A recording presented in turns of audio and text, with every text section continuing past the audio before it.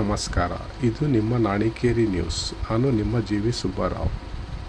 ವಿಜಯನಗರ ಜಿಲ್ಲೆ ನಂದಿಬಂಡಿಯ ಏತ ನೀರಾವರಿಯ ಕಾಲುವೆಗಳನ್ನು ರೈತರೇ ದುರಸ್ತಿ ಮಾಡಿಕೊಂಡ ಅಪರೂಪದ ಪ್ರಸಂಗ ನಡೆದಿದೆ.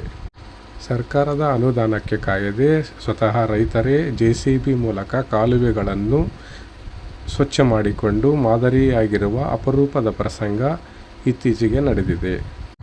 ಕಾಲುವೆಗಳನ್ನು ಸ್ವಚ್ಛಗೊಳಿಸಿ ಹಾಗೂ ದುರಸ್ತಿಗೊಳಿಸಲು ಸರ್ಕಾರಕ್ಕೆ ಅನೇಕ ಬಾರಿ ರೈತರು ಮನವಿ ಮಾಡಿಕೊಂಡರೂ ಸ್ಪಂದಿಸದ ಕಾರಣಕ್ಕಾಗಿ ರೈತರೇ ಜೆಸಿಬಿ ಮೂಲಕ ಕಾಲುವೆಗಳನ್ನು ಸರಿಪಡಿಸಿಕೊಂಡು ನೀರನ್ನು ಹಾಯಿಸಿಕೊಂಡು ಸಂತಸ ಪಟ್ಟ ಘಟನೆ ನಂದಿಬಂಡಿ ಏತ ನೀರಾವರಿಯ ಅಚ್ಚುಕಟ್ಟು ಪ್ರದೇಶದಲ್ಲಿ ರೈತರು ಮಾಡಿಕೊಂಡು ಮಾದರಿಯಾಗಿದ್ದಾರೆ. ಈ ಕುರಿತು ಒಂದು ವರದಿ.